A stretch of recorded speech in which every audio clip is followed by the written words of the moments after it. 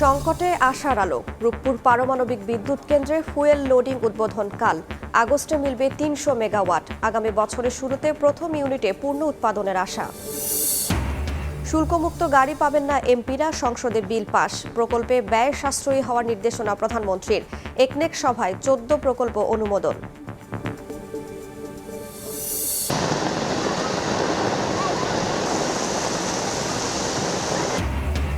ঢাকায় স্বস্তির বৃষ্টি হলেও বিভিন্ন স্থানে ঝড় ও বজ্রপাতের তাণ্ডব। ৭ জেলায় প্রাণ গেল ১৪ জনের। বছরে প্রায় ৩০০ প্রাণহানির পরও প্রতিরোধে নেই পরিকল্পনা। হাম ও উপসর্গে আরও ৮ শিশুর মৃত্যু। নতুন করে হাসপাতালে ১৫০০। টিকা নেয়ার পরও আক্রান্ত হচ্ছে অনেকে। সচেতন হওয়ার পরামর্শ। এবং রাজধানীর বাড্ডা থেকে ঢাকা বিশ্ববিদ্যালয় ছাত্রীর মরদেহ উদ্ধার। চিরকুটের সূত্র ধরে পরিবারের মামলা। নাট্যকলা বিভাগের শিক্ষক সুদীপ চক্রবর্তী গ্রেফতার।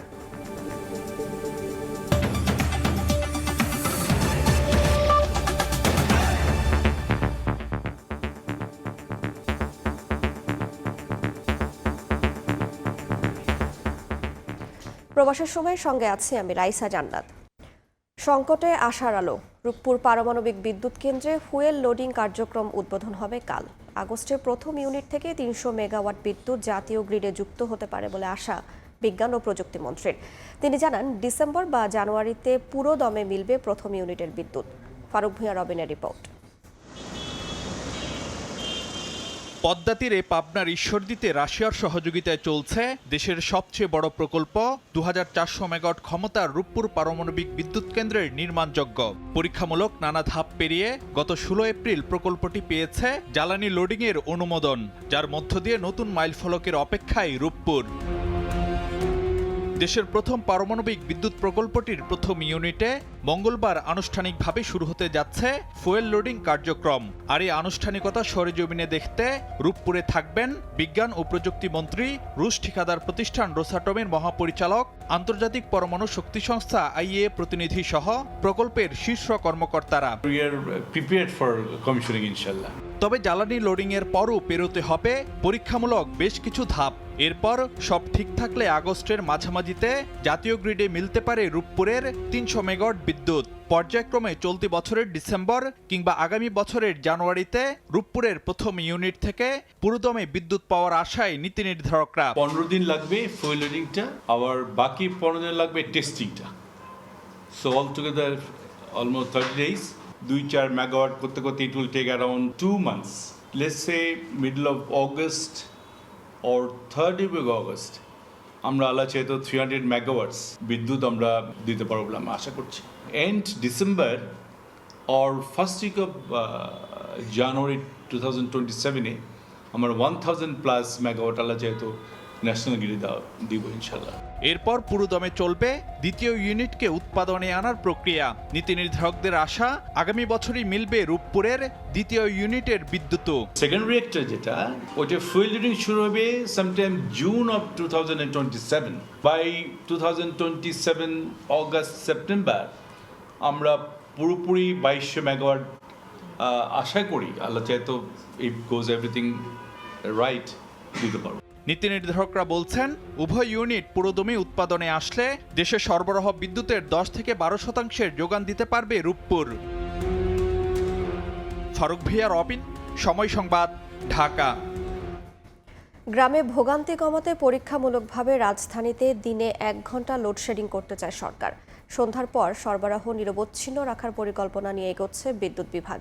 পাশাপাশি এলাকা ভিত্তিক ভারসাম্য রাখার কথাও বলছেন কর্মকর্তারা। সাইফুল ইসলামের ছবিতে ফারুক ভূঁইয়া, রবিনের আরও একটি রিপোর্ট। গরম আসতেই দেশের নানা জায়গায় তীব্র লোডশেডিং, বিপর্যস্ত জনজীবন, নেতিবাচক প্রভাব ব্যবসা বাণিজ্য, সেচ কার্যক্রম আর উৎপাদন খাতে। বিদ্যুৎ থাকে না বললেই চলে, আর গেলার খবর নেই। ২.৫ থেকে ৩,০০০ মেগাওয়াট বিদ্যুৎ ঘাটতিতে দেশের নানা এলাকায় যখন হাঁসফাঁস অবস্থা, রাজধানী ঢাকায় তখন অনেকটাই স্বস্তির ছাপ। যে কারণে গ্রাম শহরে বিদ্যুৎ বৈষম্য নিয়ে উঠছে নানা প্রশ্ন। এমন পরিস্থিতিতে ঢাকাতেও পরীক্ষামূলকভাবে ১১০ মেগাওয়াট করে লোডশেডিং করার কথা জানান বিদ্যুৎ প্রতিমন্ত্রী। বৈষম্য মুক্ত করবার জন্য আমরা শহরেও প্রয়োজনে লোডশেডিং এর সিদ্ধান্ত নিয়েছি। বিদ্যুৎ বিভাগ বলছে গ্রামে ঘাটতি কমিয়ে আনতেই ঢাকায় লোডশেডিং এর পরিকল্পনা। এখন প্রশ্ন হচ্ছে ঢাকায় কিভাবে সমন্বয় হবে 110 মেগাওয়াট লোডশেডিং। বিদ্যুৎ বিভাগের পরিকল্পনা ঢাকায় আপাতত দুপুরের দিকে লোডশেডিং করে সন্ধ্যায় সরবরাহ স্বাভাবিক রাখা। প্রাথমিকভাবে রাজধানীর এলাকাগুলোতে দৈনিক লোডশেডিং 1 ঘন্টার মধ্যে সীমিত রাখতে চায় বিদ্যুৎ বিভাগ। এছাড়া অর্থনৈতিক দিক বিবেচনায় যথাসম্ভব নিরবিচ্ছিন্ন সরবরাহ থাকবে শিল্প কারখানা এলাকায়, যাতে কোনো জায়গায় 1 ঘন্টা বেশি না হয়, আজকে এখানে হলে কাল করে না হয়, এভাবে করা যায়। বিশ্লেষকরা বলছেন বিদ্যুৎ বন্টন নীতির ক্ষেত্রে অগ্রাধিকারে রাখতে হবে খাদ্য নিরাপত্তা, অর্থনীতি, উৎপাদন খাত ও মানবিক দিক। সর্বোচ্চ মাত্রায় যাতে সেচের জন্য বিদ্যুৎ দেওয়া যায়, এটা সরকারের প্রথম প্রাধিকার হওয়া উচিত। দ্বিতীয় যেটি হওয়া উচিত যে শিল্প কারখানা যারা রপ্তানিমুখী শিল্প অথবা দেশীয় শিল্পের সাথে জড়িত, তাদের জন্য বিদ্যুতের সরবরাহটি স্বাভাবিক রাখার চেষ্টা করা। বর্তমানে দেশে বিদ্যুৎ উৎপাদন হচ্ছে 12 থেকে 14,000 মেগাওয়াট। ধারণা করা হচ্ছে চলতি মৌসুমে সর্বোচ্চ চাহিদা দাঁড়াতে পারে 18,500 মেগাওয়াট। ফারুক ভিয়া, রবিন, সময় সংবাদ, ঢাকা। এমপিদের শুল্কমুক্ত গাড়ির সুবিধা বাতিল করে বিল পাস হয়েছে সংসদে। পুলিশ, ফায়ার সার্ভিসের মতো জরুরি সেবার গাড়ির তেল কেনায় রেশনিং পদ্ধতি থাকছে না বলে জানিয়েছেন প্রধানমন্ত্রী তারেক রহমান। জ্বালানি সংকট নিরসনে সরকার বিরোধী দলের সমন্বয়ে 10 সদস্যের বিশেষ কমিটি গঠন করেছে সংসদ।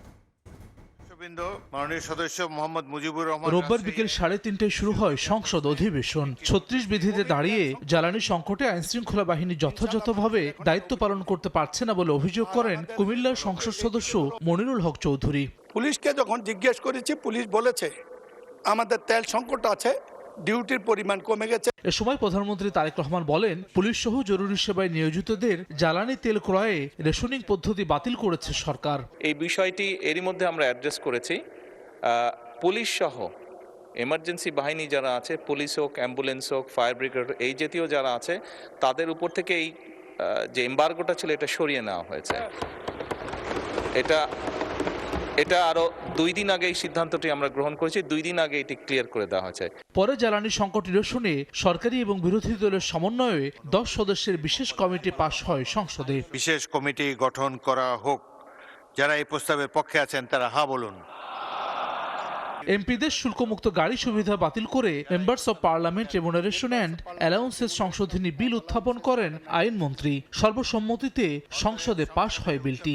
বাংলাদেশ জাতীয় সংসদের সদস্যদের জন্য বিদ্যমান শুল্কমুক্ত গাড়ি সুবিধা বিলুপ্ত করার উদ্দেশ্যে এই বিলটি এই মহান জাতীয় সংসদে উপস্থাপন করা হলো। এদিন টেবিলে উত্থাপিত প্রশ্নোত্তর পর্বে সড়ক পরিবহন ও সেতুমন্ত্রী শেখ রবিউল আলম জানান, ফ্যাসিবাদী আমলের মেগা প্রকল্পের অনিয়ম দুর্নীতি নিয়ে তদন্ত চলছে দুদকে। হাসান ওয়ালি, সময় সংবাদ, ঢাকা। গত 18 মাসে অনেকেই আরামে ছিল, সেই সুবিধা এখন না থাকায় তারা দেশকে অস্থিতিশীল করতে চায় বলে মন্তব্য করেছেন নৌ পরিবহন ও সেতু প্রতিমন্ত্রী রাজীব আহসান। রোববার সংসদ অধিবেশনে কথা বলেন তিনি। জামায়াত আমিরের দেয়া বক্তব্যে জুলাই শহীদের সংখ্যা নিয়েও প্রশ্ন তোলেন তিনি। এ সময় বিরোধী দলীয় নেতা জাতিসংঘের উদ্ধৃতি দিয়ে বলেন, জুলাই শহীদদের প্রোফাইল আছে জামায়াতের দপ্তরে। জামায়াতকে রাজনৈতিকভাবে নির্মূলে বিএনপি মহাসচিবের বক্তব্যের সমালোচনা করেন বিরোধী দলীয় সংসদ সদস্যরা। রাষ্ট্রপতির ভাষণ সম্পর্কে রোববারের সংসদ অধিবেশনে রাষ্ট্রপতির ভাষণের ওপর আনা ধন্যবাদ প্রস্তাবে সদস্যদের বক্তব্যে উঠে আসে সমসাময়িক নানা প্রসঙ্গ।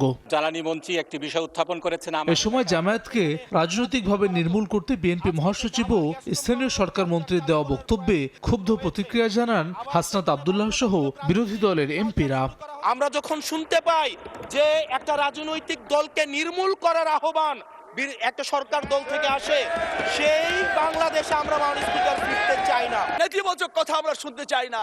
আমরা নতুন বাংলাদেশে একটি দলকে নির্মূল করার কথা আমরা শুনতে চাই না মাননীয় স্পিকার। অধিবেশনে নৌ পরিবহন প্রতিমন্ত্রী রাজীব আহসান বলেন, গত 18 মাসের অনেক সুবিধা এখন না থাকায় কেউ কেউ দেশকে অস্থিতিশীল করতে চাচ্ছে।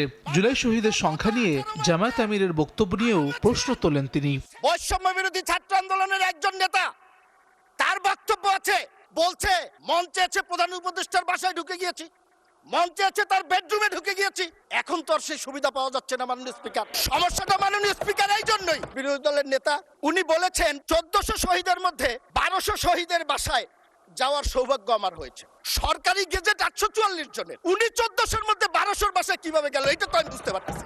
এ সময় বিরোধী দলীয় নেতা জাতিসংঘের উদ্ধৃতি দিয়ে জানান, জুলাই শহীদের প্রোফাইল আছে জামায়াতের দফতরে। জাতিসংঘের মানবাধিকার ফ্যাক্ট ফাইন্ডিং কমিটি বলেছে এই সংখ্যাটা 1451 তাদের পাওয়া মতো। আমি আনঅথেন্টিক কোনো কথা বলিনি। এই ব্যাপারে আমাদের কাছে একটা কমপ্লিট প্রোফাইল আছে। এখানে উপস্থিত অনেকে আমাদের সেই প্রোফাইল পেয়েছে। বিরোধী দলের সমালোচনা করে মৎস্য ও প্রাণী সম্পদ প্রতিমন্ত্রী সুলতান সালাউদ্দিন টুকু বলেন, আগামী দিনের আন্দোলন হবে জনগণের পক্ষে, যাতে হেরে যাবে স্বাধীনতা বিরোধীরা। আগামী দিনে কোন আন্দোলন হলে, সংগ্রাম হলে বাংলাদেশের মানুষের পক্ষে হবে, হেরে যাবে রাজাকার, জিতে যাবে বাংলাদেশ।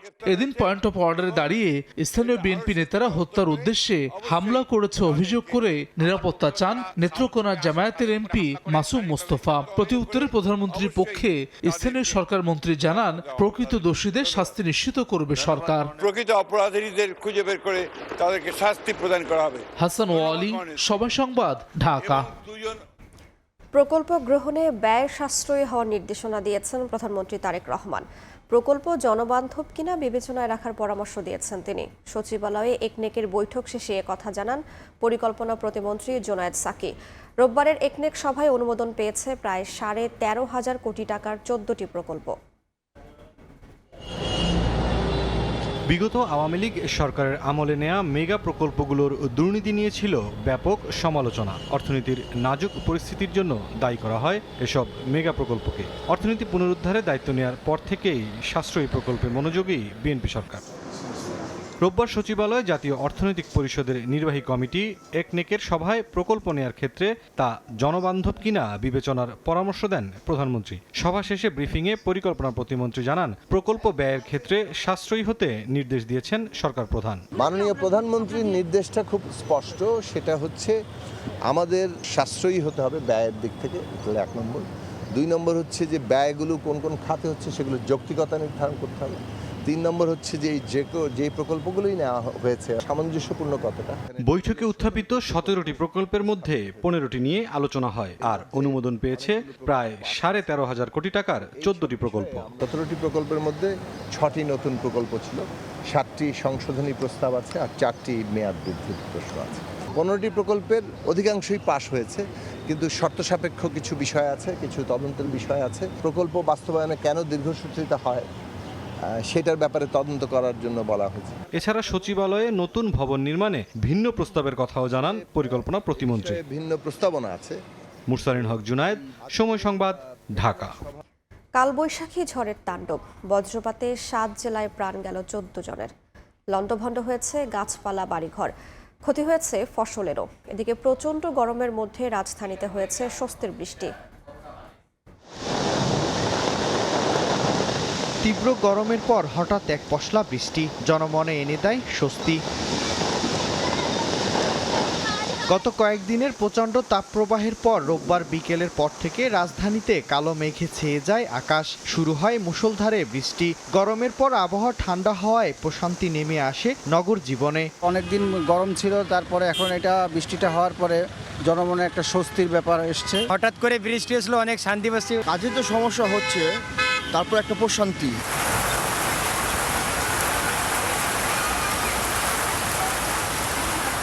এদিকে বিভিন্ন জেলায় তাণ্ডব চালায় কালবৈশাখী ঝড়। ঠাকুরগাঁও সদর ও বালিয়াডাঙ্গির উপর দিয়ে বয়ে যায় ঝড়। ফসলের পাশাপাশি ক্ষতিগ্রস্ত হয় বাড়িঘর, গাছপালার।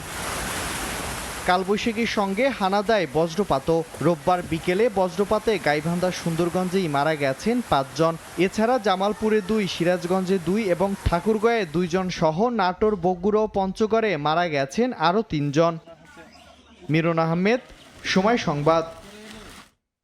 হাম ও উপসর্গ নিয়ে আরও 8 শিশুর মৃত্যু হয়েছে। হাসপাতালে চিকিৎসাধীন 1564 জন। সংক্রমণের সঙ্গে বাড়ছে নতুন জটিলতা। আক্রান্ত হচ্ছে টিকা নেয়ার শিশুরাও। চিকিৎসকরা বলছেন, কোনো টিকাই শতভাগ কার্যকর নয়, তাই সচেতন থাকতে হবে। শিশুর কান্না আর স্বজনের উৎকণ্ঠা ডিএনসিসি হাসপাতালের শিশু ওয়ার্ড জুড়ে।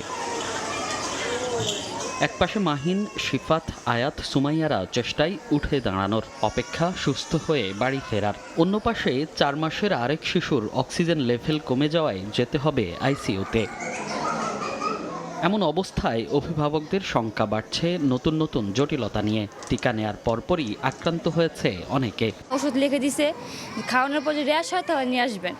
খাওয়ানোর একদিন পরে র্যাশ হয়েছে, নিয়ে আসার পরে ভর্তি রাখছে। প্রথমে জ্বর ছিল, জ্বর উঠার পরে এগুলো বাড়ি ছিল। এই জায়গাটাই পরে নিউমোনিয়া ধরা পড়ছে এক্সরে করার পরে। কোনো মা ডাকে না, কিছু খায় না, কিছু না, শুধু বমি আর পাতলা পায়খানা। হামের টিকা 20 তারিখে পাইছে, তারপর 21 তারিখ থেকে জ্বর, পরে 21 তারিখ থেকে শরীরে মুখে একবারে হাম হয়ে পড়ে গেছে। চিকিৎসকেরা বলছেন কোনো টিকাই শতভাগ কার্যকর নয়, তাই টিকা নেয়ার পরও সচেতন থাকতে হবে। সঙ্গে অতিরিক্ত গরম হামে আক্রান্তদের জটিলতা বাড়াচ্ছে বলেও মনে করছেন চিকিৎসকরা। হামের টিকা বলা হয়ে থাকে যদি 2 ডোজ কমপ্লিট করা থাকে তাহলে 95 to 97% প্রোটেকশন দেওয়া থাকে। আর একটা টিকা যখন আপনি কোনো রোগীকে দিবেন তাকে তার শরীরে টিকার কার্যক্ষমতা আসতে 3 থেকে 4 সপ্তাহ মতো সময় লাগে। অতএব টিকা দেওয়ার পরেও সাবধানে রাখতে হবে, জনসমাগম পরিহার করতে হবে। এর মধ্যে যদি জ্বর আসে তার সাথে সাথে ওই বাচ্চাকে আইসোলেট করে ফেলতে হবে। গরমে যদি কষ্ট পায়, দেখা যায় যে খুব ঘাম বেশি হচ্ছে, ফলে তাদের এমনিতেই ডিহাইড্রেটেড হয়ে যায়, ফলে ডিহাইড্রেশনটা একটু বেশি হবে, তাড়াতাড়ি হবে, ফলে এই বাচ্চাগুলো হয়তো আরও কমপ্লিকেশনের রেট একটু বেশি থাকবে। কোনো পরিবারে একজন হামে আক্রান্ত হলে কিংবা জ্বর হলে সঙ্গে সঙ্গে আইসোলেশনে রাখার পরামর্শ চিকিৎসকদের। মনির হোসেন, সময় সংবাদ, ঢাকা। রাজধানীর উত্তর বাড্ডা থেকে ঢাকা বিশ্ববিদ্যালয়ের এক ছাত্রীর মরদেহ উদ্ধার করা হয়েছে। ঘটনাস্থলে পাওয়া চিরকুটে লেখা ছিল মেয়েটির শিক্ষক ও তার সহপাঠীর নাম। এ ঘটনায় নিহতের বাবা মামলা করলে নাট্যকলা বিভাগের শিক্ষক সুদীপ চক্রবর্তীকে গ্রেফতার করে পুলিশ।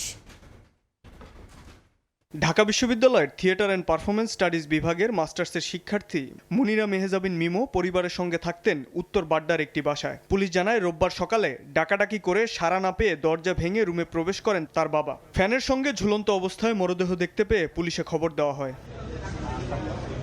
ঘটনাস্থলে পৌঁছে মরদেহ উদ্ধার করে ময়না তদন্তের জন্য ঢাকা মেডিকেল কলেজের মর্গে পাঠায় পুলিশ। সেখানে ছুটে আসেন তার সহপাঠী ও শিক্ষকরা। আর সে খুবই চঞ্চল, হাসি খুশি, আমোদে এবং সে ভীষণ সবসময় কাজপ্রেমী। এটা বিচারের মাধ্যমে যারা এই মৃত্যুর জন্য দায়ী তাদের আসলে সাজা হোক এবং সঠিক বিচার হোক। পুলিশ জানায় মরদেহের পাশ থেকে একটি চিরকুট উদ্ধার করা হয়েছে। সেখানে ঢাকা বিশ্ববিদ্যালয়ের থিয়েটার অ্যান্ড পারফরমেন্স স্টাডিজ বিভাগের সহযোগী অধ্যাপক সুদীপ চক্রবর্তী ও মিমোর এক সহপাঠীর নাম উল্লেখ করা হয়েছে। পরে বাড্ডা থানায় সুদীপকে আসামি করে মামলা করেন মিমোর বাবা। সেই মামলায় তাকে গ্রেফতার দেখানো হয়। বাবা বাদী হয়ে মামলা করতে প্রফেসর সুদীপ চক্রবর্তীকে আসামি করে ওনার শিক্ষককে আসামি করে মামলা করছে। আগামীকাল হয়তো চালান দেবে কোর্ট। মৃত্যুর প্রকৃত কারণ অনুসন্ধানের দাবি মিমোর সহপাঠী ও স্বজনদের। শাবাব ওয়াসি, সময় সংবাদ, ঢাকা। যুক্তরাষ্ট্রে বাংলাদেশি 2 শিক্ষার্থী হত্যার সঙ্গে জড়িত সন্দেহে আটক হিশাম আবু ঘরবেহ এর বিরুদ্ধে আনীত অভিযোগ প্রমাণিত হলে সর্বোচ্চ শাস্তি মৃত্যুদণ্ড কিংবা যাবজ্জীবন কারাদণ্ড হতে পারে। মরদেহের অপেক্ষায় নিহতদের পরিবার ও স্বজনরা। যুক্তরাষ্ট্রে অবস্থিত বাংলাদেশ দূতাবাস ও বাংলাদেশ পররাষ্ট্র মন্ত্রণালয়ের সহায়তায় জামিলের মরদেহ দেশে পাঠানোর প্রক্রিয়া শুরু হয়েছে। বৃষ্টির মরদেহের খোঁজে তল্লাশি চালাচ্ছে যুক্তরাষ্ট্র পুলিশের একাধিক ইউনিট। মামলার পরবর্তী শুনানি 28 এপ্রিল। যুক্তরাষ্ট্র থেকে লস্কর আল মামুনের রিপোর্ট। ভয়াবহ নৃশংসতায় নিভে গেল 2টি জীবন প্রদীপ, যাদের প্রাণহীন দেহের কিছু অংশ পেতে প্রতীক্ষার নির্ঘুম প্রহর গুনছেন স্বজনরা। প্রিয় সন্তানের দেহাবশেষ পাওয়াই যেন এখন তাদের একমাত্র সান্ত্বনা। অন্যদিকে জোড়া খুনের খড়গ মাথায় নিয়ে মার্কিন কারাগারে ঘাতক হিশাম আবু ঘরবেহ। গেল শুক্রবার হাওয়ার্ড ফ্রাঙ্কল্যান্ড ব্রিজের নিচে জামিল লিমনের দেহাবশেষ উদ্ধার হলেও হদিস মেলেনি নাহিদা সুলতানা বৃষ্টির। আধুনিক প্রযুক্তির সহায়তায় বৃষ্টির সন্ধানে বন জঙ্গল ও জলরাশি চষে বেড়াচ্ছেন উদ্ধারকারীরা। বৃষ্টির মরদেহ পূর্ণাঙ্গ অবস্থায় পাওয়া যাবে কিনা তা নিয়েও রয়েছে সংশয়। নাহিদা বৃষ্টির ভাই জানিয়েছেন হিশামের বাসাতে পাওয়া রক্তের নমুনার সঙ্গে তার বোনের ডিএনএর মিল পেয়েছে মার্কিন পুলিশ। তাদের ধারণা পরিকল্পিতভাবে এই জোড়া হত্যাকাণ্ড ঘটিয়েছেন হিশাম। খুনের নেপথ্যে হিশামের ব্যক্তিগত আক্রোশ নাকি অন্য কোনো মনস্তাত্ত্বিক কারণ রয়েছে তা খতিয়ে দেখছেন গোয়েন্দারা। নৃশংস এ ঘটনায় গ্রেপ্তার হিশামের বিরুদ্ধে 2টি ফার্স্ট ডিগ্রি মার্ডার বা পরিকল্পিত খুনের অভিযোগ আনা হয়েছে। পুলিশ বলছে তার বিরুদ্ধে পারিবারিক সহিংসতা, শারীরিক প্রহার, অন্যায়ভাবে আটক রাখা, তথ্য প্রমাণ নষ্টের চেষ্টা, মৃত্যুর তথ্য গোপনের উদ্দেশ্যে পুলিশকে তথ্য না জানানো এবং বেআইনিভাবে মৃতদেহ সরানোর 6টি সুনির্দিষ্ট অভিযোগ আনা হয়েছে। ফ্লোরিডা অঙ্গরাজ্যের আইনে এই পৈশাচিক অপরাধের শাস্তি হতে পারে বিষাক্ত ইঞ্জেকশনে মৃত্যুদণ্ড অথবা আমৃত্যু কারাবাস। শনিবার ট্যাম্পার আদালতের নথিতে অভিযুক্ত হাশিমের পক্ষে কোনো আইনজীবীর নাম উল্লেখ ছিল না।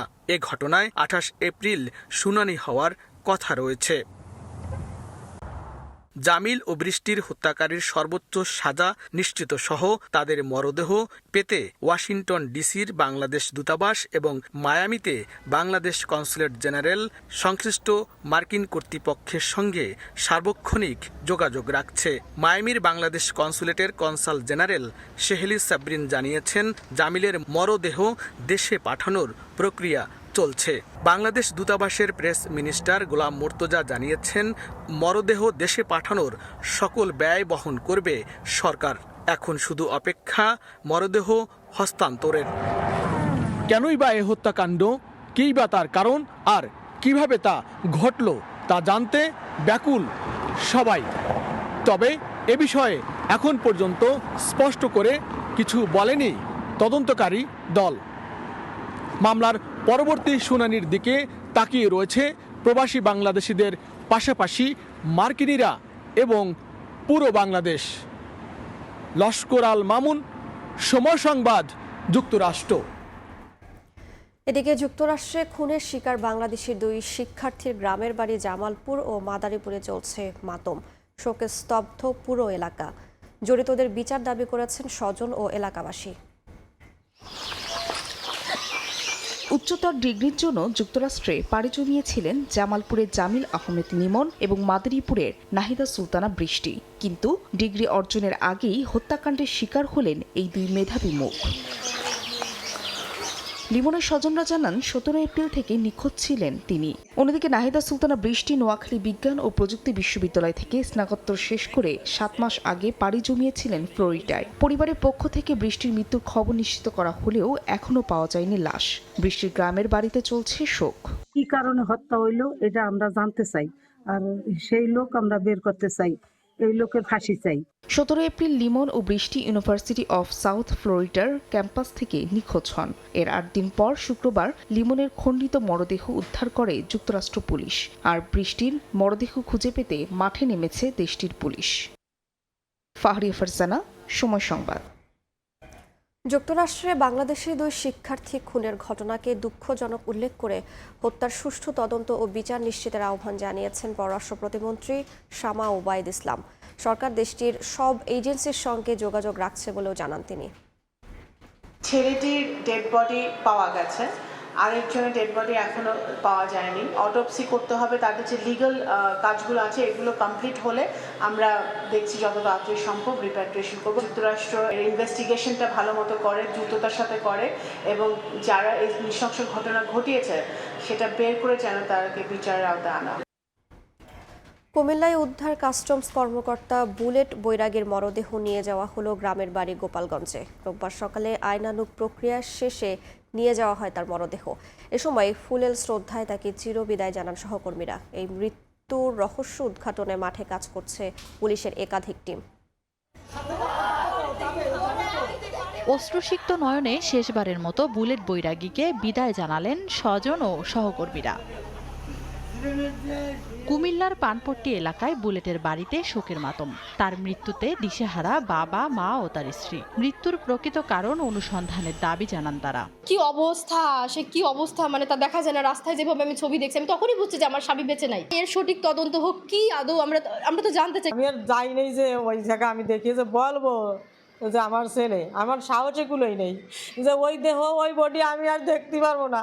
এদিকে কাস্টমস কর্মকর্তা বুলেটের মৃত্যুতে সদর দক্ষিণ থানায় মামলা করা হয়েছে। মৃত্যুর রহস্য উদ্ঘাটনে কাজ করছে পুলিশ। কুমিল্লা জেলা পুলিশের একাধিক টিম এই তদন্তের জন্য কাজ করে যাচ্ছে। আমরা তদন্তের জন্য সর্বোচ্চ চেষ্টা করে যাচ্ছি রহস্য উদ্ঘাটনের জন্য। ট্রেনিংয়ের ক্লাস শেষে সে এই শুক্রবার রাত্রে এখানে এসে নামে। যেহেতু ওখানকার প্রশাসনের আন্ডারে ছিল, বাট এখানে যখন ঘটনা জানাজানি হয়েছে আমরা সঙ্গে সঙ্গে এখানে এসেছি। এটা একটা প্রপার ইনভেস্টিগেশন, কারণ তদন্ত ছাড়া তো এটা বলা সম্ভব নয়। ইনশাআল্লাহ প্রপার ইনভেস্টিগেশনের সকল ব্যবস্থা করার আমরা ব্যবস্থা নিয়েছি। চট্টগ্রামে বুনিয়াদী প্রশিক্ষণ শেষে বাড়ি ফেরার পথে কুমিল্লার কোটাবাড়ি এলাকায় রক্তাক্ত অবস্থায় কাস্টমস কর্মকর্তা বুলেট বৈরাগীর মরদেহ পাওয়া যায়। শনিবার সকালে তার মরদেহ উদ্ধার করে পুলিশ। সময় সংবাদ, কুমিল্লা। কর ভ্যাট ফাঁকি রোধে ডিজিটাল প্রযুক্তি ব্যবহারে জোর দিচ্ছে এনবিআর। প্রাক বাজেট আলোচনায় এনবিআর চেয়ারম্যান বলেন, অটোমেটেড ডেটাবেজ চালুর পাশাপাশি ভ্যাট রেজিস্ট্রেশন বাড়াতে আনা হবে পরিবর্তন। তৈরি পোশাক শিল্পের সক্ষমতা বাড়াতে নগদ প্রণোদনার ওপর আয়কর অব্যাহতি সহ সোলার পিভি সিস্টেমের সরঞ্জাম আমদানিতে শুল্ক রেয়াত সুবিধা দেওয়ার দাবি জানান ব্যবসায়ীরা। চলতি বছরের জুলাই থেকে ফেব্রুয়ারি ৮ মাসে রপ্তানি আয় কমেছে ৩.৭৩%। একই সময়ে বেড়েছে উৎপাদন ব্যয়।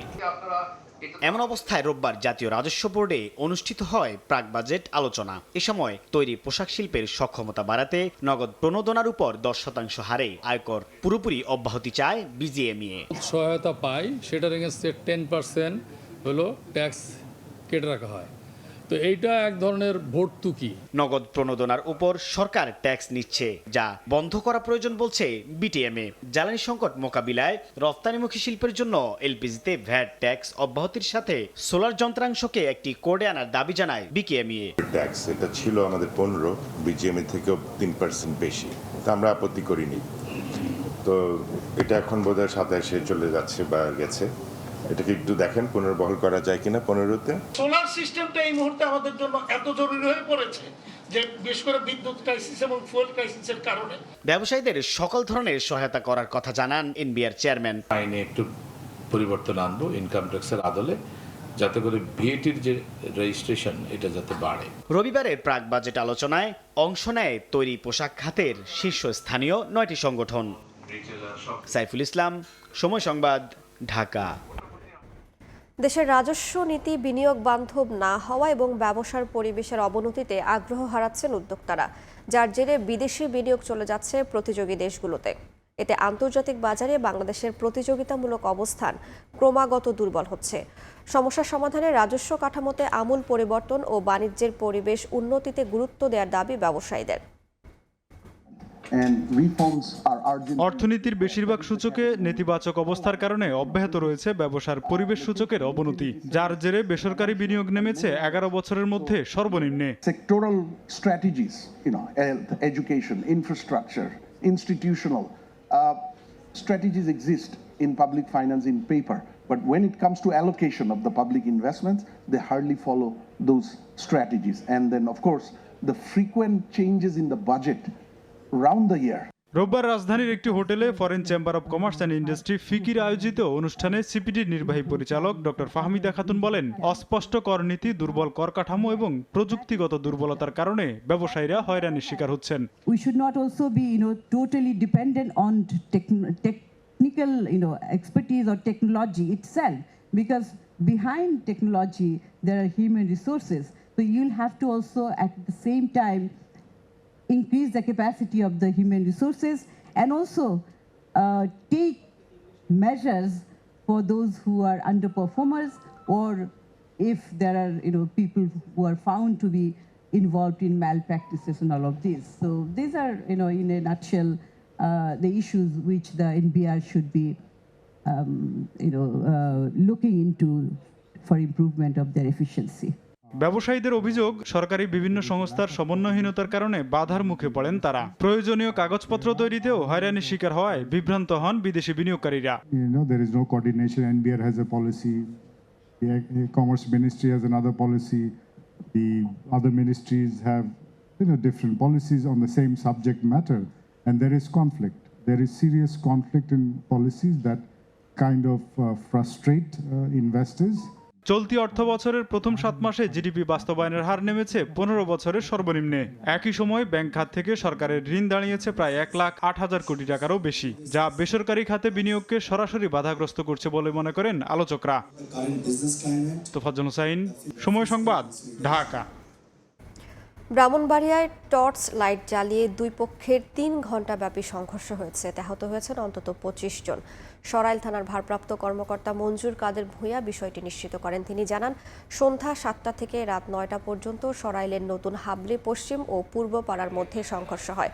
স্থানীয়রা জানান, সম্প্রতি মোবাইল ব্যাংকিংয়ের দোকান ব্যবসায়ী সুরজাহান বেগমের সঙ্গে বোরহান উদ্দিনের কথা কাটাকাটি হয়। সে ঘটনার জেরে সুরজাহানের ছেলে শিহাব ও তার এক আত্মীয়কে মারধরের অভিযোগ ওঠে বোরহানের সমর্থকদের বিরুদ্ধে। এ খবর ছড়িয়ে পড়লে দেশীয় অস্ত্র নিয়ে সংঘর্ষে জড়ায় দুই পাড়ার বাসিন্দারা। ঘটনাস্থলে পৌঁছে পরিস্থিতি নিয়ন্ত্রণে আনে সরাইল থানা পুলিশ। আহতদের উদ্ধার করে নেওয়া হয় স্থানীয় বিভিন্ন ক্লিনিকে।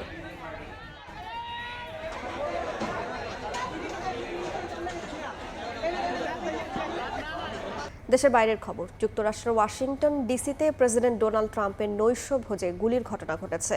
এ সময় সিক্রেট সার্ভিস সদস্য আহত হন। ঘটনার সঙ্গে সঙ্গে নিরাপদ স্থানে সরিয়ে নেওয়া হয় ট্রাম্পকে। পরে অস্ত্রধারীকে আটক করে নিরাপত্তা বাহিনী। হত্যার উদ্দেশ্যে এই হামলা চালানো হয়েছে বলে দাবি করেছেন মার্কিন প্রেসিডেন্ট। বলেন, হামলা চালিয়ে ইরান যুদ্ধ থেকে তাকে সরানো যাবে না। হামলার কারণ সম্পর্কে আনুষ্ঠানিকভাবে কিছু জানায়নি মার্কিন প্রশাসন। ভারতের পশ্চিমবঙ্গের বিধানসভা নির্বাচনের শেষ দফার ভোটের আগে জমজমাট প্রচারণা চালালেন মোদি মমতা। রোড শো আর পদযাত্রায় ভোটারদের মন জয়ের চেষ্টা করেন তারা। কলকাতা থেকে বিস্তারিত জানাচ্ছেন সুব্রত আচার্য, ক্যামেরায় ছিলেন বিশ্বজিৎ দাস। রোববার পশ্চিমবঙ্গে রোড শোয়ে অংশ নেন ভারতের প্রধানমন্ত্রী নরেন্দ্র মোদী। তাকে স্বাগত জানাতে পথের দুই ধারে জড়ো হন শত শত মানুষ। অন্যদিকে প্রায় 7 কিলোমিটার পদযাত্রা করেন রাজ্যের মুখ্যমন্ত্রী মমতা বন্দ্যোপাধ্যায়। তাকে এক পলক দেখার জন্য ছুটে আসেন অনেকে, এগিয়ে দেন ফুলের তোড়াও। নরেন্দ্র মোদী এদিন প্রথম জনসভা করেন বাংলাদেশ সীমান্ত লাগোয়া বনগাঁর ঠাকুরনগরে। আর নিজের কেন্দ্র ভবানীপুরে প্রচারণা চালান তৃণমূল নেত্রী। শেষ মুহূর্তে ভোটারদের মন জয় করতে নানা প্রতিশ্রুতি দেন দুজনই। প্রথম দফায় তৃণমূলের অহংকার চুরমার হয়েছে। দ্বিতীয় দফায় বিজেপি সরকার গঠনের সংখ্যা আরো জোরদার হতে যাচ্ছে। বিধানসভা নির্বাচনের দ্বিতীয় ধাপের ভোট কেন্দ্র করে ব্যস্ত সময় পার করছেন তৃণমূল নেতা অভিষেক বন্দ্যোপাধ্যায়ও। দলটির হয়ে প্রচারে দেখা গেছে আম আদমি পার্টির প্রধান অরবিন্দ কেজরিওয়ালকেও। নদিয়ার তিহট্টে গিয়ে আবারও অনুপ্রবেশকারীদের হুমকি দেন কেন্দ্রীয় স্বরাষ্ট্রমন্ত্রী অমিত শাহ। 4 মে বিজেপি বাংলায় সরকার গঠন করলে যত অনুপ্রবেশকারী আছে তাদের এক এক করে খুঁজে বের করে দেওয়া হবে। 29 এপ্রিল কলকাতা, শহরতলি, উত্তর ও দক্ষিণ 24 পরগনা, নদিয়া, হাওড়া, হুগলি, পূর্ব বর্ধমান এই 7 জেলার 142 আসনে ভোট। নিরাপত্তা নিশ্চিতে প্রথম ধাপের চেয়েও এবার আরও বেশি আইন শৃঙ্খলা রক্ষাকারী বাহিনীর সদস্য মোতায়েন করা হচ্ছে। ব্যবহার করা হচ্ছে যুদ্ধকালীন পরিস্থিতিতে ব্যবহৃত সব সাজোয়া যান। সুব্রত আচার্য, সময় সংবাদ, পশ্চিমবঙ্গ, ভারত। সৌদি আরবের মক্কায় একটি পরিত্যক্ত ভবন ধসে পড়ার ঘটনায় সতর্কতামূলক ব্যবস্থা নিয়েছে বাংলাদেশ সরকার। নিরাপত্তা ঝুঁকির কথা বিবেচনা করে ধসে পড়া ভবনের পাশে দুটি হোটেল থেকে প্রায় 1400 বাংলাদেশি হজযাত্রীকে বিকল্প জায়গায় সরিয়ে নেওয়া হয়েছে। বিস্তারিত মুফতি আব্দুল্লাহ তামিমের রিপোর্টে। সৌদি আরবের মক্কায় একটি পরিত্যক্ত ভবন ধসের পর সতর্কতা অবলম্বন করা হয়েছে। তবে বড় ধরনের ঝুঁকি এড়াতে পদক্ষেপ নেয় বাংলাদেশ সরকার। নিরাপত্তার স্বার্থে পাশের দুটি ভবন থেকে প্রায় 1400 বাংলাদেশিকে দ্রুত সরিয়ে নেওয়া হয় বিকল্প বাড়িতে। বাংলাদেশ হজ মিশন মক্কা জানিয়েছে, স্থানান্তরিত সকল হজযাত্রী এখন শঙ্কামুক্ত এবং সুস্থ আছেন। তাদের ইবাদতের যাতে কোনো বিঘ্ন না ঘটে সেদিকে সার্বক্ষণিক নজর রাখা হচ্ছে। সেখানে একটা পাশাপাশি একটা বিল্ডিং একটু দূরে হেলে পড়ে, সেই প্রেক্ষিতে দ্রুত গতিতে আমাদের হজ মিশনের তৎপরতায় সৌদি সরকার দ্রুত তাদেরকে শিফট করে এই বাড়িতে। সৌদি সরকার আমাদেরকে এখানে শিফট করছে। আমরা যাতে এখন বাইতুল্লাহ আল্লাহর ঘর, ওখানে যে আমরা 5 ওয়াক্ত নামাজ আদায় করতে পারি, এটাই আমাদের চাওয়া পাওনা। আমরা বাইতুল্লাহ যেতে পারছি না, নিয়মিত নামাজ পড়তে পারছি না, এটাই আমাদের সবচেয়ে বড় দুঃখ। আমরা আবদার রাখবো তারা সর্বোচ্চ চেষ্টা করে যেন আমাদের দ্রুত ওখানে নিয়ে যাওয়ার ব্যবস্থা করে। আমরা সৌদি সরকারের সাথে যোগাযোগ করেছি যে বিল্ডিংগুলোতে পুনরায় ফিরে যাওয়ার জন্য যাতে খুব তাড়াতাড়ি তারা অনুমতি দেয়। আশা করি খুব তাড়াতাড়ি তারা অনুমতি প্রদান করবে এবং হাজী সাহেবরা তাদের কাঙ্ক্ষিত জায়গায় ফিরে গিয়ে আল্লাহর ইবাদত করতে পারবেন। হজের মূল আনুষ্ঠানিকতা শুরুর আগে এই ধরনের ঘটনায় আল্লাহর মেহমানরা কিছুটা চিন্তিত হলেও তাদের বড় ধরনের কোনো সমস্যায় পড়তে হয়নি। এই মুহূর্তে হাজিরা দোয়া, তাওয়াফ ও উমরা পালনে ব্যস্ত সময় পার করছেন। মুফতি আব্দুল্লাহ তামিম, সময় সংবাদ, মক্কা, সৌদি আরব।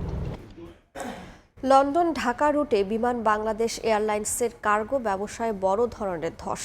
অভ্যন্তরীণ নথি বলছে দীর্ঘদিনের একটি কার্গো এজেন্টকে বাদ দেওয়ার পরই কমতে থাকে আয়, আর সেই সুযোগে বাজার দখল করে নেয় বিদেশি এয়ারলাইন্স। লন্ডন থেকে বিস্তারিত জানাচ্ছেন শোয়েব কবির। এক সময় লাভজনক ছিল লন্ডন ঢাকা রুটে বিমানের কার্গো ব্যবসা, কিন্তু এখন সেই বাজারের বড় অংশ বিদেশি এয়ারলাইন্সের দখলে। ফলে বছরে কোটি কোটি টাকার রাজস্ব হারাচ্ছে রাষ্ট্রীয় সংস্থাটি। 2019 সালে এই খাতে রাজস্ব 47 কোটি 44 লাখ টাকা হলেও 2025 সালে নেমেছে 2 কোটি 83 লাখ টাকায়। অভ্যন্তরীণ নথি অনুযায়ী 2009 সাল থেকে সফলভাবে ব্যবসা করা একটি এজেন্টকে 2020 সালে হঠাৎ চুক্তি থেকে বাদ দেওয়া হয়। সংশ্লিষ্টদের অভিযোগ, চুক্তি বাতিলে মানা হয়নি, নিয়ম নীতি দেওয়া হয়নি স্পষ্ট কোনো ব্যাখ্যা। হঠাৎ করে আমার লাইসেন্সটি সাসপেন্ড করে দেয়। সাসপেন্ড করাতে আমরা আদার এয়ারলাইন্সে বাংলাদেশে মালামাল প্রেরণ করছি, যেটা বিমানের মার্কেট ছিল। এতে বিমান ক্ষতিগ্রস্ত হচ্ছে, আমাদের দেশের অর্থনীতি ক্ষতিগ্রস্ত হচ্ছে। এটার সুষ্ঠু তদন্ত চেয়ে বারবার আমরা বিমান কর্তৃপক্ষের কাছে আবেদন করেছি যে কেন, কী কারণে আমাদেরকে সাসপেন্ড করা হয়েছে। কোনো সদুত্তর তাদের কাছ থেকে আমরা পাইনি। এই সিদ্ধান্তের পর থেকে কমতে থাকে কার্গো পরিবহন। ধীরে ধীরে পুরো বাজার চলে যায় বিদেশি এয়ারলাইন্সের নিয়ন্ত্রণে। কার্গো পরিবহনে ব্যয় বৃদ্ধি পাওয়ায় যুক্তরাজ্য প্রবাসী বাংলাদেশি কমিউনিটির মধ্যে বিমানের সেবার প্রতি নেতিবাচক ধারণা তৈরি হচ্ছে বলে মনে করছেন সংশ্লিষ্টরা। হঠাৎ করে বাংলার বিমান তার অ্যাপ্রুভেল বাতিল দেওয়ার কারণে আমাদের কমিউনিটি অনেক ক্ষতিগ্রস্ত হয়েছে। British Bangladesh chamber of commerce অনেক আগে থেকে আমরা এটা জানি যে 600 কোটির মতো কার্গোতে বাংলাদেশ বিমান আর লুজিং। তবে আমরা মনে করি এটার ব্যাপারে একটা তদন্ত হওয়া উচিত। কঠোর পরিশ্রম করে এই ব্যবসাটা নিয়ে আসছিলেন, পরবর্তীতে কোনো একটা অজানা কারণে যে জিনিসটা এখন বছরে কোটি কোটি টাকা লস হচ্ছে, এই লসের দায়ী যারা, তাদেরকে বের করে নিয়ে আসতে হবে, কারণ এই সুযোগটা অন্যান্য এয়ারলাইন্স নিয়ে যাচ্ছে। বিমানের অভ্যন্তরীণ হিসাব অনুযায়ী গত কয়েক বছরে এই রুটে ক্ষতির পরিমাণ ছাড়িয়েছে 600 কোটি টাকারও বেশি। এক সময়ের অত্যন্ত লাভজনক লন্ডন ঢাকা রুটের কার্গো ব্যবসায় নেমেছে ধস। প্রশাসনিক স্বেচ্ছাচারিতা, ভুল সিদ্ধান্ত এবং অসাধু চক্রের প্রভাবে সরকার এই খাতে হারিয়েছে শত শত কোটি টাকা রাজস্ব। এখন প্রশ্ন, অতীতের ভুলগুলো শুধরিয়ে ভবিষ্যতে কি বিমান কার্যকরী ও সঠিক সিদ্ধান্ত নিতে পারবে? শোয়েব কবির, সময় সংবাদ, লন্ডন। উপসাগরীয় অঞ্চলে 40 দিনের যুদ্ধ পরিস্থিতির পর দুবাইয়ের আবাসন খাতকে পুনরুজ্জীবিত করতে সক্রিয় হয়ে উঠেছে শীর্ষস্থানীয় রিয়েল এস্টেট কোম্পানিগুলো। প্রকল্পের দাম কমিয়ে আকর্ষণীয় মূল্য ছাড় দিয়ে আবারও গ্রাহকদের স্বপ্নের শহর দুবাইমুখী করতে চেষ্টা চালাচ্ছেন তারা।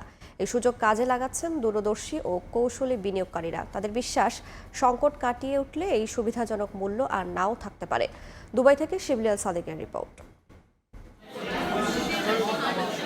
উপসাগরীয় অঞ্চলে যুদ্ধ পরিস্থিতির কারণে সবচেয়ে বেশি উদ্বেগে ছিলেন আবাসন খাতের উদ্যোক্তারা। অনেকে আশঙ্কা করেছিলেন দুবাইয়ের রিয়েল এস্টেট খাতে বড় ধরনের ধস নামতে পারে। তবে মাঠ পর্যায়ে দেখা যাচ্ছে ভিন্ন চিত্র। সংকটকালেও সর্বোচ্চ নিরাপত্তা নিশ্চিত থাকায় বিভিন্ন দেশের নাগরিকদের কাছে দুবাই এখনও শান্তিপূর্ণ ও নিরাপদ শহর হিসেবে বিবেচিত। গ্রাহকদের আস্থা ফেরাতে দুবাইয়ের খ্যাতনামা রিয়েল এস্টেট কোম্পানিগুলো সাশ্রয়ী ও আকর্ষণীয় মূল্যে বাজারে ফিরেছে, সুযোগ নিচ্ছেন গ্রাহকরাও। এদিকে গ্রাহকদের আস্থা পুনরুদ্ধারে দুবাইয়ে আয়োজন করা হয়েছে আবাসন মেলা। এতে বিভিন্ন কোম্পানির পাশাপাশি কয়েক হাজার গ্রাহক অংশ নেন। মানুষ একটু ঘাবড়ে গেছে, মানুষ একটু ভয় পেয়েছে, কিন্তু তার মানে এই না যে মার্কেট থেমে আছে। মার্কেটে চলছে, মার্কেটে সেল বাইং হচ্ছে। আমরা বিভিন্ন ধরনের অফার দিচ্ছি, যেটা হচ্ছে কি আপনার ডিএলডি ওয়েভার ইভেন হচ্ছে কি আমরা প্রজেক্ট টু প্রজেক্ট ওয়াইজ আমরা হচ্ছে কি ফ্লেক্সিবিলিটি দিচ্ছি। ব্যবসায়ীদের মতে মধ্যপ্রাচ্যের রাজনৈতিক উত্তেজনা সংযুক্ত আরব আমিরাতের আবাসন খাতে নেতিবাচক প্রভাব ফেলতে পারেনি, বরং পরিস্থিতি স্বাভাবিক হওয়ার সঙ্গে সঙ্গে ক্রয় বিক্রয় আরো গতিশীল হয়ে উঠেছে। পরিস্থিতি এখন ঠিক হওয়ার পথে, যখন ঠিক হয়ে যাবে প্রাইস আরো বেশি গেইন করবে। In Dubai for 18 years, I think Azizi Development is one of the most prominent developers over here. প্রবাসী ব্যবসায়ীরা মনে করেন দুবাইতে আবাসন খাতে বাংলাদেশিদের অংশীদারিত্ব দিন দিন বাড়ছে। বিশ্ব পরিস্থিতি অনুকূলে থাকলে বিদেশের মাটিতে বাংলাদেশি উদ্যোক্তারা বিনিয়োগের মাধ্যমে ভবিষ্যতে আরো বড় বড় মেগা প্রকল্পের মালিক হওয়ার সম্ভাবনা রয়েছে। শিবলাল সাদিক, সময় সংবাদ, সংযুক্ত আরব আমিরাত। যুক্তরাষ্ট্রের ফ্লোরিডায় শুরু হয়েছে 3 দিন ব্যাপী Asian expo food fair and cultural show. আয়োজনে অংশ নিচ্ছে প্রায় 15টি দেশের প্রতিনিধি। এ উপলক্ষে স্থানীয় সময় শুক্রবার সন্ধ্যায় ওয়েস্ট পাম বিচ হিলটন হোটেলে গালা নাইটের আয়োজন করা হয়। বিশেষ সম্মাননায় ভূষিত হন 20 বিশিষ্ট বাংলাদেশি। আয়োজনের মিডিয়া পার্টনার সময় সংবাদ। ফ্লোরিডা থেকে হাসানুজ্জামান সাকের রিপোর্ট। যুক্তরাষ্ট্রের ফ্লোরিডায় এ যেন বাংলাদেশিদের মিলন মেলা। 3 দিনব্যাপী Asian expo food fair and cultural শোর শুরুটা হয় জমজমাট গালা নাইটের মধ্য দিয়ে। 30 বছর ধরে এ আয়োজন করে আসছে বাংলাদেশ অ্যাসোসিয়েশন অফ ফ্লোরিডা। আয়োজকদের আশা এবারের অনুষ্ঠান আরো বেশি জাঁকজমকপূর্ণ হবে। আগামীকালকে এবং পরশুদিন সাউথ ফ্লোরিডা ফেয়ার গ্রাউন্ডে এসে এই বিশাল আয়োজনের শরিক হওয়ার জন্য। ফেয়ার গ্রাউন্ডে আমরা আশা করি 20,000-এর মতো লোক আসবে কালকে আর পরশুদিন মিলে। তো আশা করি আমাদের এই শো সাকসেসফুল হবে এইবার। অনুষ্ঠানে বিশিষ্ট প্রবাসীদের সম্মাননা জানানো হয়। বাংলাদেশিরা ছাড়াও উপস্থিত ছিলেন বিভিন্ন দেশের প্রতিনিধি ও ফ্লোরিডার প্রশাসনিক কর্মকর্তারা। আলহামদুলিল্লাহ সাকসেসফুল হয়েছে, সবাই বিভিন্ন জায়গা থেকে এসেছে, অনেক খুশি হয়েছে ওদেরকে দেখে। আমরা কালকে পরশু 2 দিনই আমাদের অনুষ্ঠান হবে জমজমাট। সব বাঙালিরা একত্রে এত সুন্দরভাবে এত অর্গানাইজড ভাবে যে একটা শো হতে পারে আমেরিকাতে, এটা না দেখলে বিশ্বাস করার মতো না। 2 দিনের সাংস্কৃতিক আয়োজনে সঙ্গীত পরিবেশন করবেন বাংলাদেশের নকুল কুমার বিশ্বাস, আরজিন কামাল, ভারতের বিশ্বজিৎ বারোয়ানকার ও শ্রুতি রানে। অনুষ্ঠানে বিভিন্ন অঙ্গরাজ্য থেকেও এসেছেন অনেক বাংলাদেশি। আমি অনেক এক্সাইটেড, আমি প্রোগ্রাম করছি, নতুন নতুন লোকজনদেরকে দেখছি, তাদের জন্য গান করছি। আমি 15 বছর যাবত এখানে আসি আটলান্টা থেকে। এটা একটা বাংলাদেশের জন্য মিলন মেলা। সাউথ ফ্লোরিডা ফেয়ার গ্রাউন্ডে অনুষ্ঠিত 30তম এই উৎসবে অংশ নিচ্ছে বাংলাদেশ ছাড়াও এশিয়ার বিভিন্ন দেশ। মেলায় থাকবে নানা বাহারি পণ্যের পসরা। ফ্লোরিডায় এশিয়ান এক্সপোতে প্রায় 15টি দেশের প্রতিনিধি অংশগ্রহণ করে থাকেন। এবার 30তম অনুষ্ঠান হচ্ছে। এটি শুধু ফ্লোরিডায় নয়, যুক্তরাষ্ট্রেই বাংলাদেশিদের আয়োজনে সবচেয়ে বড় অনুষ্ঠান বলে পরিচিত, যার নেতৃত্ব দিচ্ছেন প্রবাসী বাংলাদেশিরা। হাসানুজ্জামান সাকি, সময় সংবাদ, ওয়েস্ট পাম বিচ, ফ্লোরিডা, যুক্তরাষ্ট্র। ফ্রান্সের শহরের যানজট কমাতে এবং যোগাযোগ বিচ্ছিন্ন কয়েকটি এলাকাকে মূল শহরের সঙ্গে যুক্ত করতে চালু করা হয়েছে আধুনিক আরবান কেবল কার। ইল দু ফ্রান্স বিভাগে চালু করা এই কেবল কারের মাধ্যমে এখন দ্রুত ও সহজে গন্তব্যে পৌঁছাতে পেরে আনন্দিত স্থানীয় বাসিন্দারা। প্রতিদিন প্রায় 11,000 যাত্রী এটি ব্যবহার করছেন। প্যারিস থেকে বিস্তারিত জানাচ্ছেন মোহাম্মদ লুৎফুর রহমান বাবু। যানজটমুক্ত শহর গড়া, পরিবেশ দূষণ রোধ এবং নাগরিকদের যাতায়াত আরও সহজ করতে নানামুখী পদক্ষেপ নিচ্ছে ফ্রান্স সরকার। এরই ধারাবাহিকতায় রাজধানী প্যারিসের উপকণ্ঠ ইল দু ফ্রান্স বিভাগে চালু হয়েছে আধুনিক আরবান কেবল কার। আধুনিক স্থাপত্য ও প্রযুক্তির সমন্বয়ে তৈরি এই পরিবহন ব্যবস্থা এরই মধ্যে নজর কেড়েছে সবার। সপ্তাহের 7 দিন সকাল থেকে মধ্যরাত পর্যন্ত বিরতিহীনভাবে চলে এই কেবল কার। বিশেষ সুবিধা হলো সাধারণ গণপরিবহনে ব্যবহৃত আবিকো কার দিয়ে যাত্রীরা যাতায়াত করতে পারছেন। 4.5 কিলোমিটার দীর্ঘ এই প্রকল্পটি নির্মাণে ব্যয় হয়েছে প্রায় 132 মিলিয়ন ইউরো। আধুনিক ও আরামদায়ক এই যাতায়াত ব্যবস্থা স্থানীয়দের পাশাপাশি প্রবাসী বাংলাদেশিদের মাঝেও ব্যাপক সাড়া ফেলেছে। এতে ভ্রমণ করে সন্তোষ প্রকাশ করেছেন প্রবাসী বাংলাদেশিরাও। আমি আজকে আমার ফ্যামিলি সহ এখানে আসছি, বাচ্চারা এসেছে, আমরা খুব এনজয় করছি। কেবল কারটা চললাম, অনেক সুন্দর লাগছে, বুঝছেন, অনেক উপর দিয়ে যায়, অনেক ন্যাচারাল জিনিস দেখা যায়। আমি আমার হাজবেন্ডের সাথে এসেছি, আমার ছেলেও আমার সাথে এসেছে, খুবই ভালো লাগলো। রিভিউটা খুব প্রাকৃতিক দৃশ্যটা উপর থেকে দেখলাম, খুবই এনজয় করলাম আমরা সবাই। শিশু, বয়স্ক সবাই সহজেই ব্যবহার করতে পারেন এই আরবান কেবল কার। রয়েছে হুইল চেয়ার ও সাইকেল বহনের সুবিধাও। আরবান কেবল কার বা নগর কেবল কার শুধুমাত্র যাত্রীদের যাতায়াতেই সহজ করে দিচ্ছে না, বরং এটি চড়ার সময় যাত্রীরা উপর থেকে শহরের সৌন্দর্য অবলোকনের সুযোগ পাচ্ছেন। ভবিষ্যতে আধুনিক এই পরিবহনের পরিষেবা আরও বিস্তৃত করা হলে আরও বেশি সংখ্যক মানুষ এই পরিবহনে যাতায়াতের সুযোগ পাবেন এবং খুব দ্রুত তারা তাদের গন্তব্যে পৌঁছাতে পারবেন। প্যারিসের আরবান কেবল কার থেকে মোহাম্মদ লুৎফুর রহমান বাবু, সময় সংবাদ। জার্মানিতে বর্নিল আয়োজনে বাংলা নববর্ষ উদযাপন করেছেন প্রবাসী বাংলাদেশিরা। বার্লিনের মিটে এলাকায় সংগঠন উদযাপনের আয়োজনে মঙ্গল শোভাযাত্রা ছিল উৎসবের অন্যতম আকর্ষণ। পাশাপাশি শিশুদের চিত্রাঙ্কন প্রতিযোগিতা, গান, কবিতা, নৃত্য ও পথনাটকের আয়োজন দিনটিকে প্রাণবন্ত করে তোলে। ডটমুন্ডেও বাংলাদেশি সনাতন কমিউনিটির উদ্যোগে একইভাবে বর্নিল অনুষ্ঠান হয়, যেখানে প্রবাসীদের পাশাপাশি স্থানীয় জার্মান নাগরিকদের অংশগ্রহণ ছিল উল্লেখযোগ্য।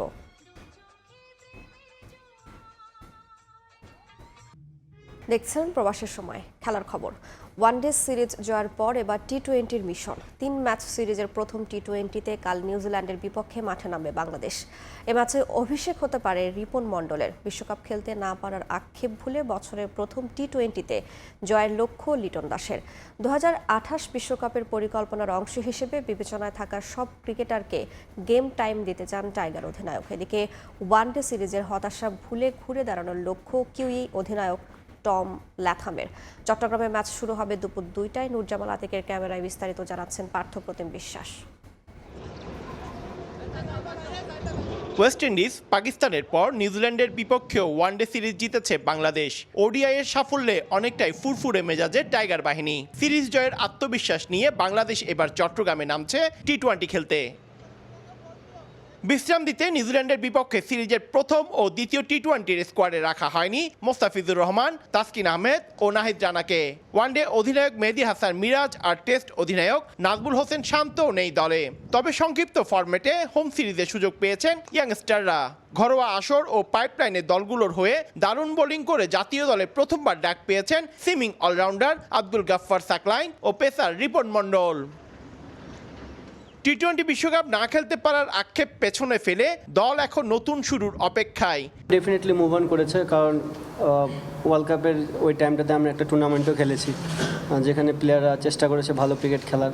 দুজন নেই, তারা বাংলাদেশের জন্য বিগ অ্যাসেট। তো আমি চাই না যে তারা কন্টিনিউ ক্রিকেট খেলে ইনজুরি হয়ে ফিনিশ হয়ে যাক। ওয়ার্ল্ড কাপ অনেক দেরি, সো স্টিল এনাফ টাইম যে প্লেয়ারগুলোকে গ্রো আপ করার জন্য সময়, মানে ম্যাচ খেলানোর একটা ভালো সুযোগ এই মুহূর্তে। প্লেয়াররা যত গেম টাইম পাবে তারাও একটা সময় যায় ডেভেলপ করে করে করে মোস্তাফিজের মতো না হলেও হয়তো তার কাছাকাছি যেতে পারবে। 2028 টি-20 বিশ্বকাপ অনেক দূরে হলেও এখন থেকেই পরিকল্পনা সাজাতে চান তিনি। 2028-এর যে আমাদের মেন যে গোল ওয়ার্ল্ড কাপ, সেটা তো আমরা জানি যে এশিয়াতে না। সো ওইভাবে চিন্তা ভাবনা করব। আর ডেফিনেটলি যেহেতু আমাদের একটা বন্ডিং হয়েছিল খুবই ভালো, লাস্ট ওয়ার্ল্ড কাপের প্রিপারেশনটাও খুব ভালো ছিল, তো চেষ্টা করব ওখান থেকে যেন এই টিমটাকে ভালো করে ধরে রাখা যায়। এই ফরম্যাটে তরুণদের সুযোগ দিয়ে পরীক্ষা নিরীক্ষা করতে চায় টিম ম্যানেজমেন্ট। তবে জয়ের লক্ষ্যে আপোষহীন ক্যাপ্টেন। যেভাবে আমরা এতদিন ধরে অন্যান্য টিমের সাথে খেলে আসছি সেটাই থাকবে এবং আমাদের বেস্ট ক্রিকেটটাই খেলতে হবে। প্রথম ম্যাচ জিতেও ওয়ানডে সিরিজ নিজেদের করে নিতে পারেনি নিউজিল্যান্ড, হেরেছে 2-1 ব্যবধানে। তবে টি-20-তে ভিন্ন কিছুর আশায় সফররতরা। আমাদের কাছে থাকা ফুটেজ থেকে তথ্য সংগ্রহ করার চেষ্টা করেছি। আমাদের দলেও এমন কিছু খেলোয়াড় আছে যারা খুব বেশি খেলেনি, তেমনি বাংলাদেশ দলেও খেলোয়াড় আছে যাদের এখনো অভিষেক হয়নি। তাই সিরিজটি বেশ রোমাঞ্চকর হবে। আমাদের অনেকে এখন বিশ্ব জুড়ে খেলে বেড়াচ্ছে, সবাই টি-20 পছন্দ করে। এই সিরিজে ভালো করতেও ছেলেরা মুখিয়ে আছে। ট্রফি উন্মোচন আয়োজনে হাসি মুখে পোজ দেন দুই অধিনায়ক। নতুন জার্সি আর সুন্দর ট্রফির পাশে দাঁড়িয়ে টি-20-তে নতুন এক শুরুর অঙ্গীকার লাল সবুজের প্রতিনিধিদের। পার্থপ্রতিম বিশ্বাস, সময় সংবাদ, চট্টগ্রাম। পাকিস্তানের বিপক্ষে 2 ম্যাচ সিরিজের প্রথম টেস্টের জন্য 15 সদস্যের স্কোয়াড ঘোষণা করেছে বিসিবি। প্রথমবারের মতো টেস্ট দলে ডাক পেয়েছেন তানজিদ হাসান তামিম এবং অমিত হাসান। অধিনায়ক হিসেবে থাকছেন নাজমুল হোসেন শান্ত এবং তার ডেপুটি মেহেদী হাসান মিরাজ। দলের বাকি সদস্যরা হলেন মাহমুদুল হাসান জয়, সাদমান ইসলাম, মুমিনুল হক, মুশফিকুর রহিম, লিটন দাস, তাইজুল ইসলাম, এবাদত হোসেন এবং নাহিদ রানা। 2024 ডিসেম্বরের পর দলে ফিরলেন তাসকিন আহমেদ এবং শরীফুল ইসলাম। আর 1 বছর পর আবারও টেস্ট দলে ডাক পেলেন off spinner Naim Hasan. One day টি-20-র পর সাদা পোশাকের ক্রিকেটেও এবার দলে জায়গা পেলেন তানজিম তামিম। আর দীর্ঘদিন ধরেই ঘরোয়া ক্রিকেটে ভালো করার পুরস্কার হিসেবে ডেকে পাঠানো হয়েছে অমিত হাসানকে। এই ছিল প্রবাসের সময়ের সঙ্গেই থাকুন সময়ের।